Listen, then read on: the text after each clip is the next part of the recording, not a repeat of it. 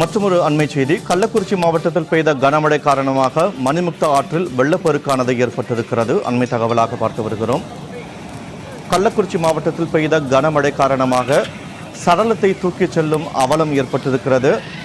காட்டாற்று வெள்ளத்தின் நடுவே சடலத்தை சுமந்து செல்லக்கூடிய அந்த அவல நிலையானது ஏற்பட்டிருக்கிறது. அண்மை தகவலாக பார்த்து வருகிறோம்.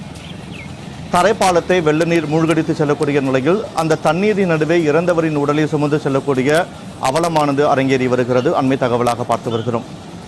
கள்ளக்குறிச்சி மாவட்டத்தில் பெய்து வரும் தொடர் கனமழையால் மணிமுக்தா ஆற்றில் வெள்ளப்பெருக்கு ஏற்பட்டிருக்கிறது. இந்த நிலையில் இறந்தவரின் சடலத்தை வெள்ள நீரின் நடுவே சுமந்து செல்லக்கூடிய அவலம் ஏற்பட்டிருக்கிறது. அண்மை தகவலாக பார்த்து வருகிறோம்.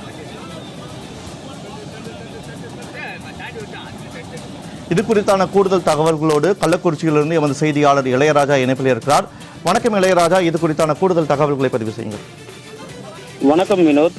தமிழகத்தில் தொடர்ந்து பெய்து வரும் கனமழையின் காரணமாக குறிப்பாக கள்ளக்குறிச்சி மாவட்டத்தில் தொடர் கனமழை பெய்து வருவதால் கள்ளக்குறிச்சி மாவட்டம் கூத்தக்குடி அண்ணா நகர் பகுதியைச் சேர்ந்த ஐயம்பெருமாள் என்பவர் நேற்று உயிரிழந்த நிலையில் அவரது உடலை அடக்கம் செய்ய மணிமுக்தா ஆற்றை கடந்து கூத்தக்குடி பகுதிக்கு வரவேண்டிய ஒரு சூழ்நிலை இருந்து வருகிறது.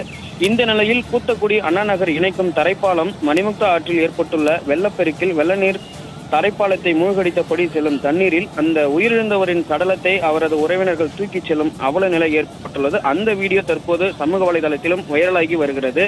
தொடர்ந்து பெய்து வரும் கனமழையின் காரணமாக மணிமுக்தா அணையிலிருந்து எப்போதெல்லாம் உபரி நீர் திறக்கப்பட்டாலும் மணிமுக்தா ஆற்றில் ஏற்படும் வெள்ளப்பெருக்கு காரணமாக இந்த தரைப்பாலத்தை மூழ்கடித்தபடிதான் தண்ணீர் செல்வதால் கொட்டையூர், நென்னையூர், சித்தாத்தூர், வாணியந்தாங்கல் உள்ளிட்ட 10க்கும் மேற்பட்ட கிராமங்களைச் சேர்ந்த பொதுமக்கள் சுமார் 20 கிலோமீட்டர் சுற்றி செல்ல வேண்டிய ஒரு சூழ்நிலையும் நீடித்து வருவதாகவும் இந்த பகுதி மக்கள் கோரிக்கை வைத்து வருகின்றனர். உடனடியாக இந்த தரைப்பாலத்தை அகற்றிவிட்டு மேம்பாலம் அமைக்க வேண்டும் எனவும், மேலும் அந்த கூத்தக்குடி பகுதிக்கு அரசு பள்ளி மாணவர்களும் பயில வரும்போதும் இது போன்ற ஒரு மழைக்காலங்களில் அந்த தரைப்பாலத்தை தாண்டிதான் வரவேண்டிய ஒரு சூழ்நிலையும் உள்ளது என அந்த பொதுமக்கள் தொடர் கோரிக்கையாக வைத்து வருகின்றனர்.